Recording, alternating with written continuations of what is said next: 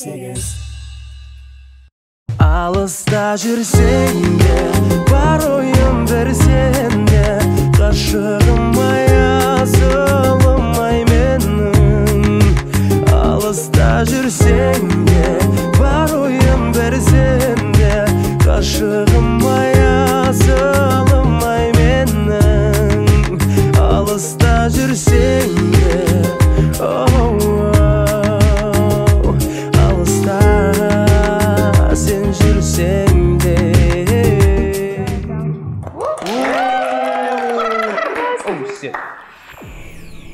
Ғашықтың тілі тілсіз тіл, көзбен көр де, ішпен біл деп Абай атамыздың керемет өлеңінен, шумақтарынан әдемі сөздер есіме түсіп тұрғаны. Расымен де ғашықтық деген ерекше сезім. Менімен келісесіңдер ма, жігіттер, қыздар? Жалпы бір әлемде, өзіңнің әлеміңде, эйфорияда жүргенде, жүзің бал бол жанып, жанарыңнан бір ұшқындар ұшып, еріксіз күлкі келіп, бір әдемі бір сезімде жүрген, қалай айтсақ енді, жүректің бір жылы сезімі дейміз ғой, осы бір тұста маған алғашқы махаббат есіме түсіп кетеді. Сендерге ше? Жалпы алғашқы махаббат дегеніміз не? Ғашық болып көрдіңдер ме? Бәріне әдемі бір күлкілері, еріксіз күліп атсыңдар. Енді шынымен де сендерде махаббат бар сияқты. Сымбат. Кімге ғашықсың? Менде махаббат жоқ. Ғашық болып көрмеген мен махаббат жоқ дейін. Енді махаббат бар, бірақ жаңа сұраған кезінде күлдің, мойындап тұрсың. Ойда тұрғанда ол андай бір елес бар да, идеальный человек деген сияқты ше. Но я еще не встретила того самого деп ғашық болатындай. Енді қазіргі жастардың бәрі сол идеал сурет елесте, жаңағы сен айтпақшы елес, ол қандай елес өзі? Сен үшін идеал деген кім? Қандай? Нағыз ержүрек, қалай айтсам болады, адал, жақсы, білімді, дипломы бар, жұмысы бар жігіт. Дипломы болса болды. Енді бұл қыздардың, ал енді жігіттерден сұрайық. Кім айтады? Алишер. Меня всегда интересовал этот вопрос. Ну, я не строю идеалов. Мне кажется, при выборе своего партнера строить идеалы — это глупо, потому что, не бывает идеальных людей. Все говорят, я хочу очень хорошего, как Самба сказал, с дипломом, а ты того стоишь, да? Нет, просто... В том-то и вопрос заключается, что люди, правда, слишком многого хотят и требуют от других, а ведь сами должны стоить того, в принципе, мне кажется. Ну, я стою того, Дима. Отношения у меня были, наверное, еще в первом классе. Мне понравилась моя одноклассница, и мы с ней проходили... Как ты признался? Она мне призналась. Как, ладно? Я просто Первый шаг, получается, девочка сделала с тобой. Да, я просто сидел за своей партой, она подошла и сказала, что мы будем встречаться, а я согласился. Чего себе, так легко первым. Как романтично очень. И мы так вместе до 4 класса проходили за ручку. У вас же в первом классе зуб не было? Немного подросли и поняли, что это очень глупо. Глупо? За 4 года неужели поняли? Как это не... я уверен, что у всех с раннего детства не бывает серьезных отношений. Может быть, бывает, но редкость. Мы просто целовали щечки, ходили под ручку, это было все мило. Все. Мне кажется, все проживают такие периоды в отношениях. Енді қазір біздің қазақтың менталитетінде бұл жат нәрсе ғой, қыз баланың ол балаға жаңағы сезімін білдіру деген. Бұған қазір қалай қарайды, көзқарас қандай жастардың, жас өспірімдердің, сендердің? Можно я скажу? Можно. Например, сейчас девушки многие, это как бы не обязанность парня, скажем, признаваться в чувствах, да? Девушка тоже может первый шаг сделать. Правильно. Ну, потому что девушка тоже может первый шаг сделать. Просто я сталкивалась с тем, что некоторые девочки у меня, подруги, например, они ждут, пока им напишут. Например, скажут. Ну да. И просто, ну, имеется в виду, это не всегда правильно же, правильно? Да, почему парни всегда должны писать первыми? Потому что именно с одной стороны... А почему девочки должны писать? Вот именно. почему парни должны писать? Просто я говорю, что... Онда ол махаббат емес қой. Что вы сюда? Нет, имеется в виду, не только парни могут признаться, там, может написать девочка с ней, там, ничего не случится, если она первая напишет, там, привет, скажем, да? Нет, это же ол жазу бөлек қой, бірақ махаббатын білдіру бөлек қой. Мысалы, мен тәрбиемде бірінші ер балаға барып, мен сені жақсы көремін деп айта алмаймын. Ол мен үшін естественно, девушка не может. Я тоже, например, не делаю. неправильно. Люди постоянно надевают на себя маски и боятся признаваться в отношениях. Я считаю это очень глупым. Тем более распределять людей на пол и говорить, кто должен что-то кому-то. Мужчина всегда первым работает, всегда оплачивает счета, всегда должен писать первым. Девчонки, вы меня офигели, скажите мне, пожалуйста. Тоқта, біз қазір бар ғой махаббат жайлы айтып жатырмыз. ну да. Әдемі сезімді сен құртпашы. Ақша. Чувствовал? Біз әдемі сезім жайлы айтып жатырмыз. Аида ханым, сіз айтып кетсеңіз, иә, мына жерде жаңағы махаббат сезімінде көбінесе ұл балдардан қарағанда қыз балдар бірінші білдіріп қоя ма, жоқ әлде ұл балдар ма? Бірінші махаббат сезіміне описание беріп кетейін сіздерге, ол не екен. Әйгілі бір психологтың айтқаны бар, егер екі адам кездесетін болса, дейді, олар химиялық элемент сияқты. Бір-бірімен кездескеннен кейін олар бұрынғы қалпына қайтадан келмейді дейді. Махаббатта тура сондай, қарама-қарсы жыныс өкілі болсын, бір жыныс өкілі болсын, бір-бірімен кездескен кезде оларда химиялық элемент пайда болады, ол гормондардың ойнауынан болады. Кейін мойындау керек, енді қыздар более эмоциональны болып келеді, ал сондықтан да білдіріп қою мүмкін қылықтармен, әрекеттермен, по крайней мере, қыздың жақсы көріп қалғанын қыздың айналасындағы адамдар бірден байқайды. Ер азаматтардікі енді ол уже ер азаматтың қалпына, болмысына байланысты болып келеді. Кейбіреулері мақсатшылдар болса, тез қарым-қатынас бастауға тырысады, егер кішкене жасқаншақ деп айтқан енді артық болатын шығар мүмкін, бірақ мінезінде кішкене не болса, тартыншақтығы болатын болса, онда олар білдіртпей ұзақ уақытқа дейін қызды не ойлап қалады, қалай екен деп жүре беру әбден мүмкін. Айтпақшы, Амаль қайда? Амаль жігітпен кетіп қалды. Жоқ, енді қыздар жігіттер расымен де бүгін Амаль ауруханаға түсті, денсаулығына байланысты, оны жедел жәрдем келіп алып кетті. Енді керемет біздің кейіпкеріміз еді, енді жетіспей жатыр әрине, ол біз тек қана Амальға денсаулық тілейміз, аман есен сауығып шығуыңды тілейміз, бәріміз сені жақсы көреміз, сені сағынамыз. Амаль жазылып кетсін десеңіз, лайк басыңыздар.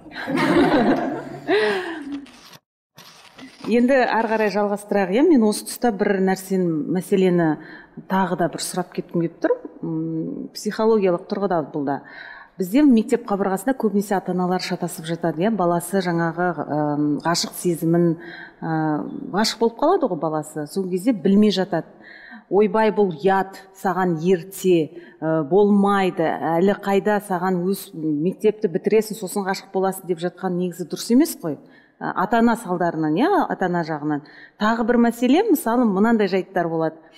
Қыз келеді, кішкентай қыз келеді үйде мектептен, анасына айтады, жаңағы мына бала мені ұрады, постоянно за волосы дергайды, тыныштық бермейді, мама мен оны жек көремін дейді. Сонда анасы не дейді? Ал мүмкін саған ғашық шығар дейді. Бұл негізі дұрыс па? Бұрыс па? Себебі бала оны қабылдау мүмкін, былай ертең өскен кезде, ұрған жігіт оны жақсы көреді, мені жақсы көреді деп қабылдау мүмкін. Өмір бақи соны таяқ жеп кетуі мүмкін ғой, Кішкентай кезінде, енді жасөспірім кез болсын, бірінші, екінші сыныптың балалары да солай білдіреді. Сол кезеңдерде мүмкін ол баланың шынымен де сезімі бар екендігінің көрсеткіші болуы мүмкін. Бірақ ол есейген кезде бьет, значит, любит деген өте қате пікір, өте жансақ пікір, өйткені сіз ата-ана болғаннан кейін қызыңызға болсын үйрете білу керексіз. Махаббатты білдірудің түрлері бар, бірақ оның нормасы бар, норма емес бар. Сондықтан да ұру, соғу дегенге байланысты түсініктерді қалыптастыра білу керек. Сіздің балаңыз махаббатқа байланысты жалпы қарым-қатынас барысында жертвалар болады, агрессорлар болады ғой. Жертва болмауды үйрете білу керексіз. Ол жеке қарым-қатынасқа да байланысты, және де ортақ қарым-қатынастарға да байланысты. Өткен жасөспірім кезеңдерде агрессиялық көрсетеді деп айтты ғой.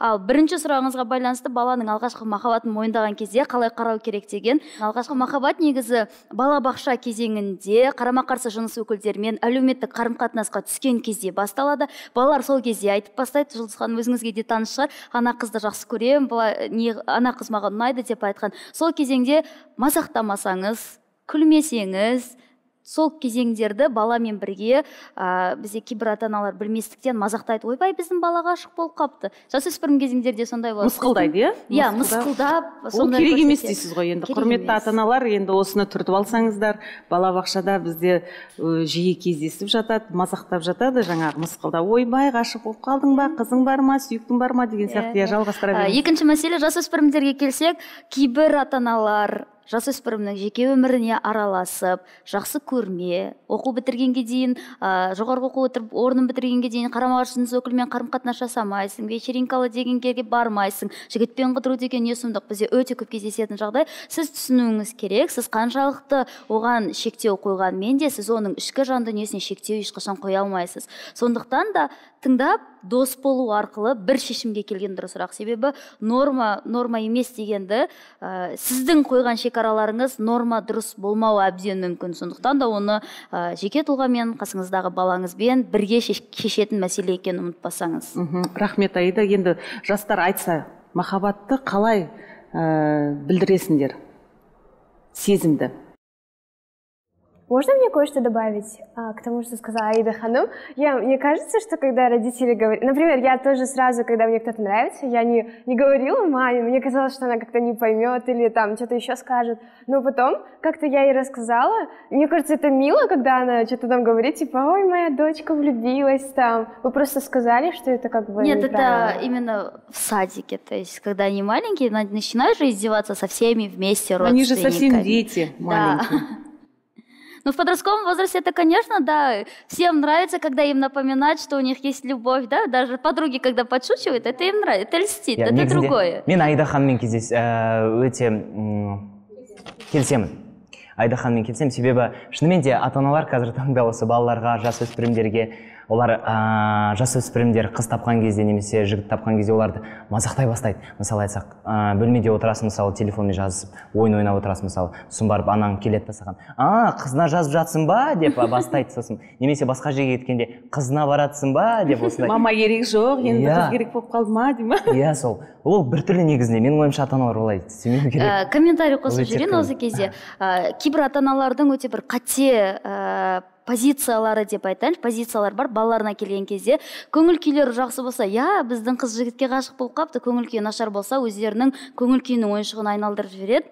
Ол дегеніміз ашуланған кезде, ойлағаның бары жігіт, сабағың қайда сонда? Видите, көңіл күйі жақсы болса, позитивті қабылдайды, көңіл күйі нашар болса, негативті қабылдай бастайды. Сондықтан да оның баланың сезімі екенін, баланың өмірі екенін ұмытпау керек әрқашанда. Позитивте болсаңыз, позитивті қабылдасаңыз, сол позицияда қалың және жеке өміріне сабақ процесін, үй шаруасындағы процестерді араластырып, баланы төмендетіп қажет емес. Осының ара-жігін ажырата білу керек. Және біздің осы халқымыздың негізгі қателігі бар. Мысалы айтсақ, бізде халықта, қазақтарда былай дейді, мысалы, сен анау Байғалидың қызына үйленесің, сен ананың жігітіне атастырады.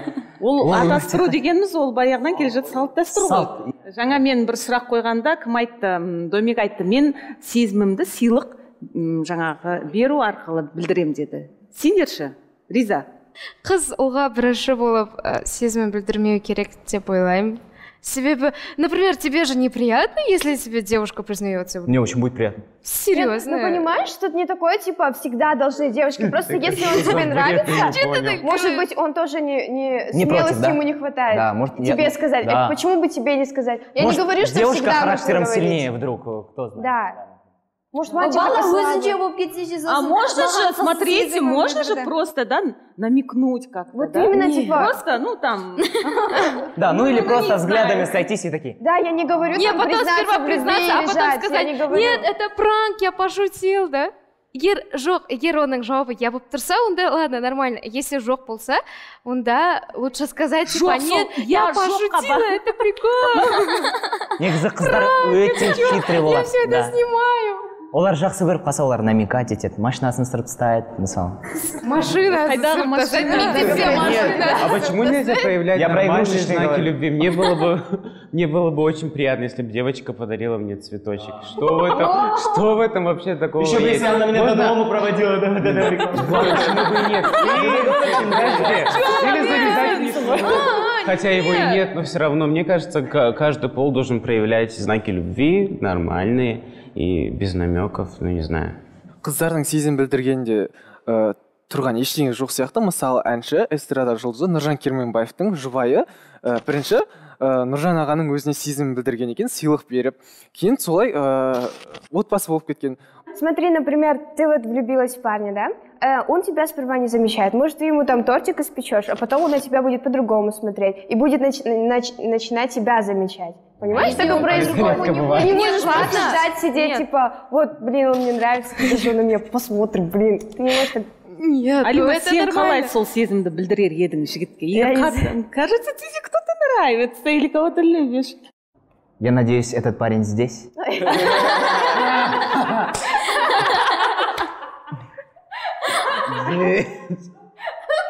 Извини, наверное, я. Наверное, он в голубой рубашке, в джинсах. Очень круто, когда люди друг друга добиваются. Неважно, это будет девочка мальчика добивается или мальчик девочку. Добиваться и гоняться за друг другом, это очень, как бы, круто, мне кажется. Каждому будет приятно. Да, девушке это не Эверест, можно покорить любую. Смотрите, я всегда говорю, то, что он красивый. Былай сұрақ қояйын, иә?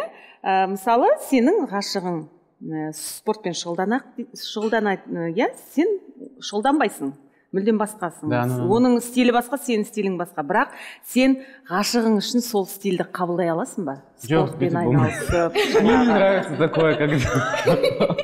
Қабылдай аласың ба? Алишер қабылдай алмаймын дейді, иә? Жоқ, ну если это только с личным хотением, но когда человек подстраивается под другого, чтобы ему нравиться, и забывает о себе, мне кажется, это совсем не то. Ну, человек не обязан увлекаться тем, чем увлекается другой. Когда темпераменты разные, конечно, сойтись бывает очень трудно. Махаббат адам жанның асыл қасиеті, асыл мұраты, риясыз нәзік сезім деп ойлаймын өзім басым. Негізі махаббат, сол сезімге келетін болсақ, сезім ол қыз баласы болсын, ер баласы болсын, сезімін білдіру ол норма болып саналады деп ойлаймын. Негізінен көбіне қазіргі таңда ер балалар білдіріп жатыр. Бірақ та өз басыма келетін болсам, менде де жағдай болды. Мектеп кезінде мен енді маған сезім білдірді деп айтпаймын енді. Бірақ та менімен бірге бір жаққа барайықшы деп айтқан болатын енді кейінен. Тонкий намек қой.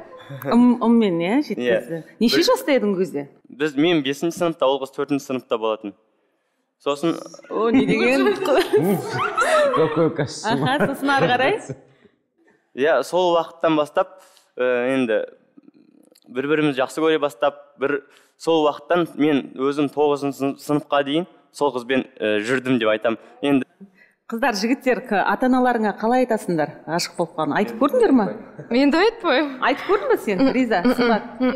Я рассказывала всегда. Я рассказывала маме, что вот мне нравится один пацан, типа, возле него сидят девушки какие-то, и мама смеялась, что типа вот ты ревнуешь, она, мне кажется, она никогда не говорила, типа вот ты еще маленькая, даже когда у моей сестры появился парень, она говорила, вот сейчас тоже скоро мальчик появится, типа такого. Мне кажется, что родители просто не должны запрещать, там, не встречать, потому что ребенок еще больше хочет этого и просто замкнется в себе, мне кажется. Негізі ата-ананың ақыл кеңесі керек па? Да. Қандай жағдайда? Ну, на самом деле, например... Қандай сұрақтар бойынша? Подсказать там, что делать в такой ситуации. Может, ты хочешь, например, ту девушку ударить за то, что она рядом с тобой, а мама говорит тебе, типа, нет, нельзя, так подойди как-нибудь, скажи, намекни.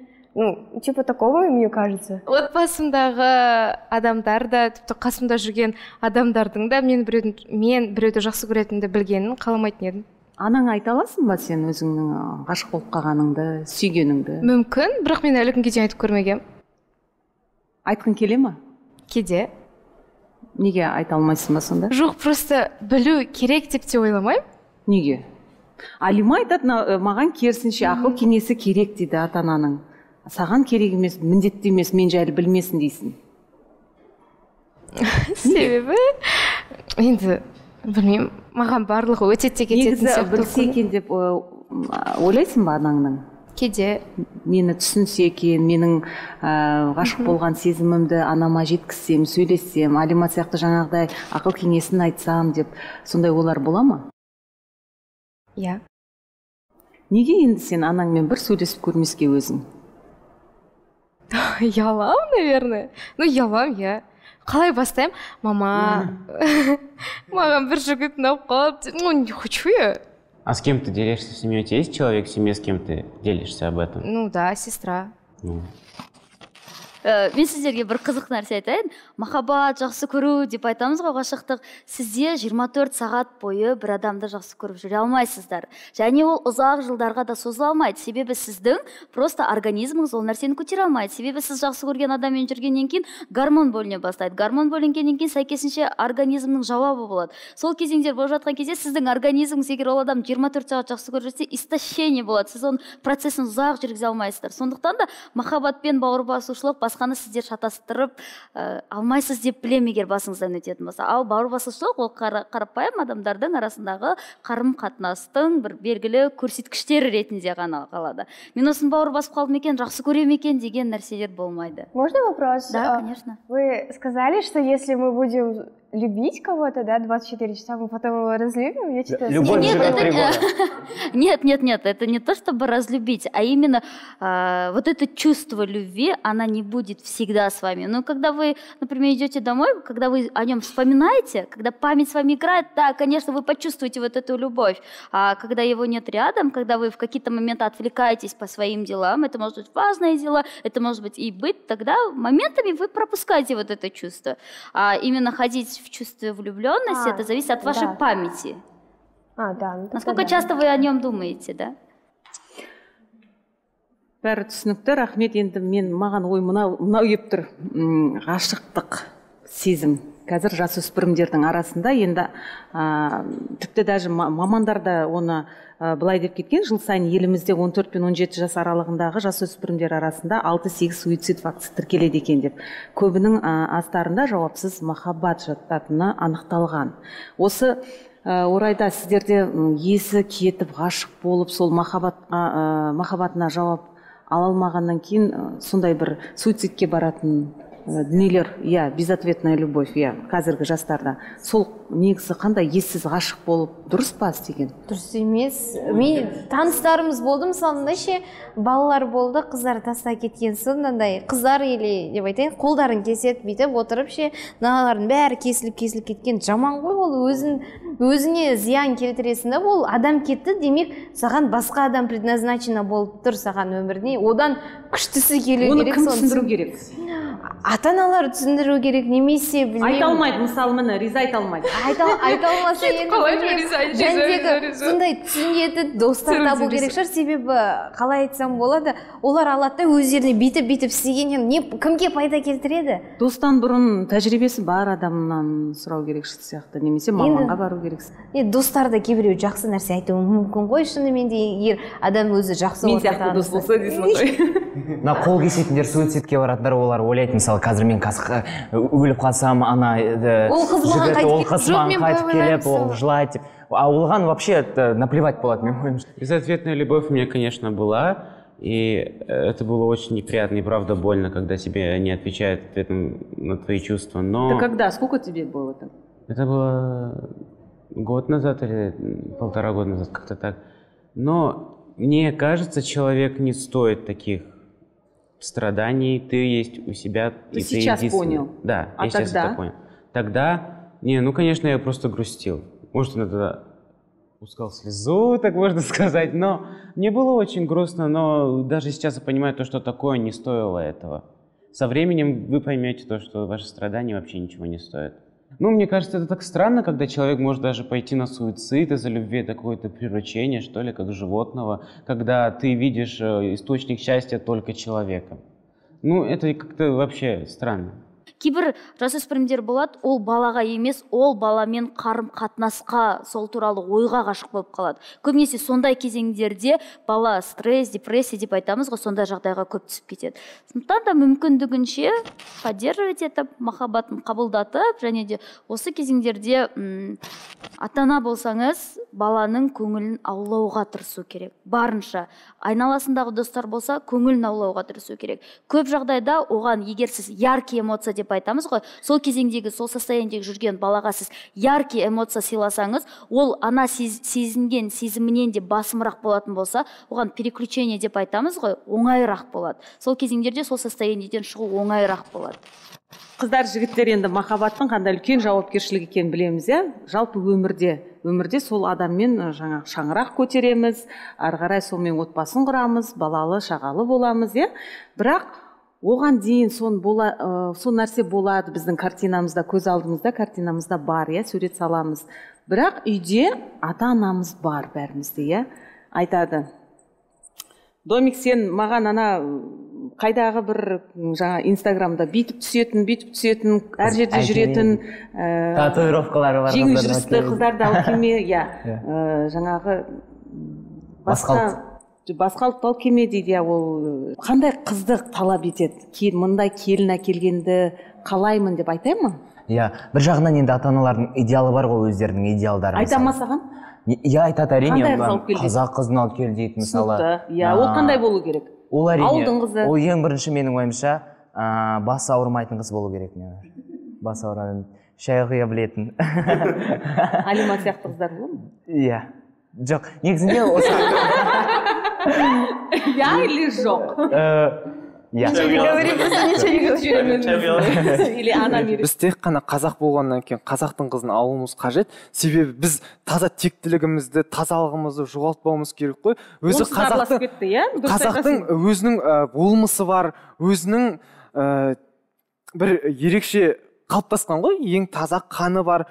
Үйтіп, мысалы, тек қана мұсылман деуден, үйтіп, дін жағынан бөліп қарастыруға болмайды. Тек қана бұл жерде ұлтқа келіп тіреліп тұр. Таза қан, что за ужасы? Почему ты думаешь, что казахи только за казахов может выходить замуж? Мен, мысалы, басқа жақтың қызына... Мен қазаққа тему? Это принцип такой. Жоқ, егер сен шынымен жақсы көріп қалсаң, сен оған қарамайсың ғой. Жақсы көрмейміз, значит, болмайды. Ты когда девушку влюбился, ты здесь спрашиваешь, ты казашка или русская? Нет, нельзя, Дима.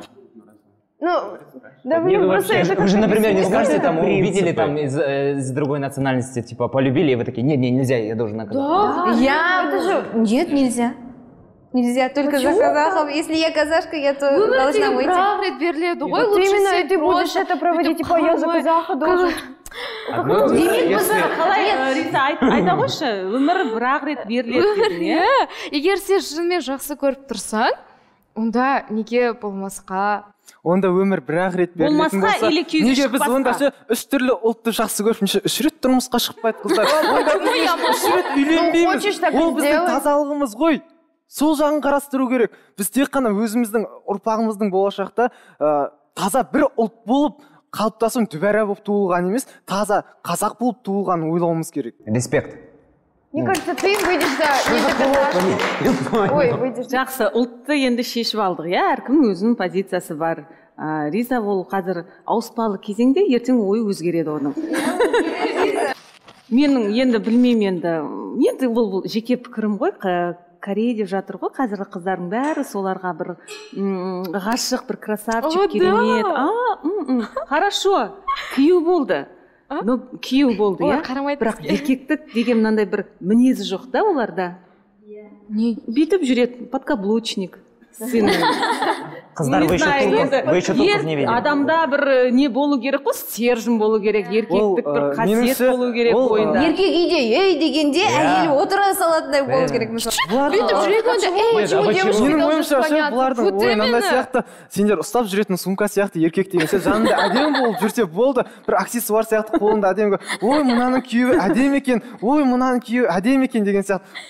Болмайды ғой. Бір жерде мысалы бір потасовка болып қалды, бірдеңе. Анан иығына бір... Қаш! Арқасына бір тығылып, ой, дорогой деп, анау тығылып, бір өзіңді нәзік сезінгің келеді ғой. сен оның орнына барып ұрып дейсің ғой. Риза қарсы не? Ал Кореяда мен ойламаймын, жігіттер бір білмеймін, өз-өздерін қорғай алады. Ол тіптен өз-өздерін қорғай алады деп те ойламаймын. Сен жайында қаласың. Айтады паралар болады ғой, мне холодно дейді, хорошо, что я оделся деп. Айтады ғой, ер жігіт мұрынды, қыз жігіт бұрымды болсын дейді ғой. Еркек ол сымбатына, әдемілігіне қарамай, ол бастысы мал табуға, отбасын асырауға, бала шағасын қорғауға, жұбайын қорғауға, соған кішкентай кезінен бейімделіп өсу керек. Ой, елестете алмаймын, ертең бір жерде қорғай алмай тұрса, полиция шақырып тұрасың ба? Вот осыны всегда, например, біз всегда айтамыз, да, типа, ең бастысы менің идеалымдағы адам ақылды, білімді, қайсар, ержүрек. Бірақ біз бәрібір түріне қараймыз ғой, вот қанша айтпа.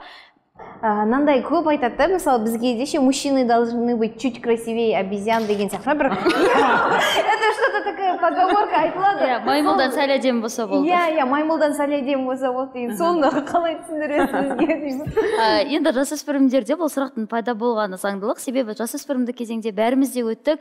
Внешность бірінші орынға шығады. Себебі біз әлеуметтік, біздің әлеумет деп айтамыз ғой, социум бізді қалай қабылдаған өте маңызды.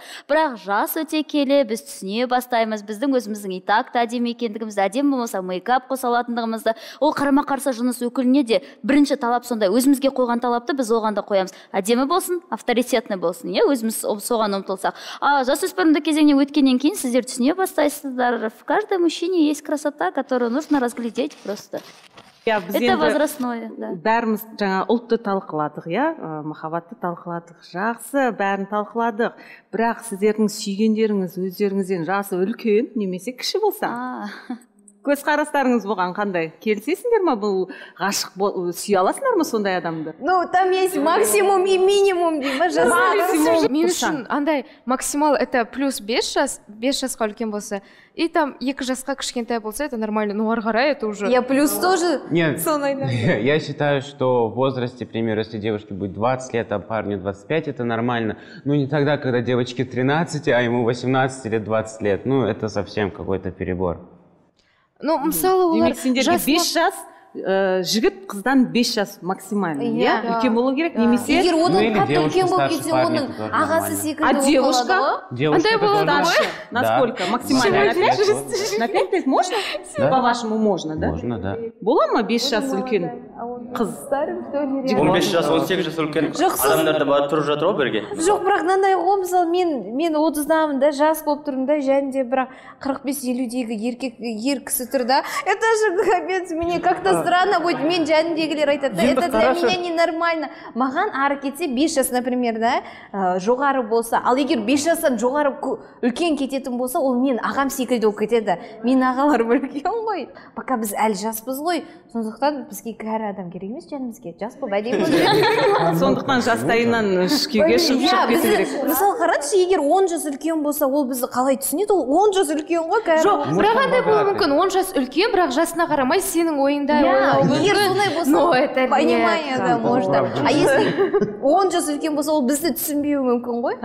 Тағы бір мәселе мында сұрағым келіп тұр сендерден. Тең теңімен, тезек қабымен дегенге қалай қарайсыңдар? Мысалы, ғашық болып тұрсың, сүйіп тұрсың, бірақ ата-ана немесе жаңағы қыз жақ немесе ұл жақтың қаражаты төмен немесе биік деген сияқты. И даже по статусу то же самое, да? Қыздікі биік, а ұлдікі төмен болған кезде ата-ана екі жақтың жаңағы қарсы болады. Дұрыс емес сияқты, себебі махаббат материалды тұрғыдан өлшенбейді ғой. Енді қазіргі заманда бар. Андай білмеймін, бірақ жоқ, ол бәрібір кедергі келтіреді, себебі сен мысалы отау құрғаннан кейін бәрібір ана әйел еркек, енді үйдің отағасы еркектен көбірек ақша тауып тұрса, немесе оның статусы қанша дегенмен жоғары болса, бәрібір еркек төменге түсе береді, одан кейін бәрібір іштей андай қыжылыс болады, ұрыс керіс болады. Негізі қазіргі таңда мен де көп біліп жатырмын, мысалы мүмкіндік шектеулі жандар тек қана мүмкіндік шектеулі жандарға тұрмысқа шығу керек дейді емес, енді көбісі сөйтіп өздерінше бір-біріне тұрмысқа шығып жатады, теңмен тезек қабымен деп. Енді сау адам оны жақтыртпайды деп. Бірақ мен де олай ойламаймын, олар егер махаббат араларында сезім болса, олар бір-біріне ынталары, сезімдері оянып тұрса, егер бір-бірін сүйіп жатса, араларында махаббат болса, ол мәңгілік деп ойлаймын. Махаббат дейсің ғой, Иә. Сенбе дос, өз сертінде тұрмағанға, махаббат жалған десе бұл ғаламда, махаббат болмас егер дала кезіп, Мәжнүн Ләйлісі үшін жынданар ма? Махаббат теңеу емес өлеңдегі, емес ол аңыз болған ел ермегі. Махаббат болмаса егер зарлап жібек, қозы үшін сұлу баян өлер ме еді? Құрметті ата-ана, егер де балаңыз ғашық болып жатса, махаббат сезімі оянып жатса, сіз оны сөгуге асықпаңыз, ұрсуға асықпаңыз, міндетті түрде балаңызды тыңдаңыз, сөйлесіңіз, онымен бірге бөлісіңіз. Себебі балаңыздың осы бір керемет сезімі, жылы сезімі өмірге деген құштарлығын оятады. Сондықтан да балаңыздың сезімін аялаңыз.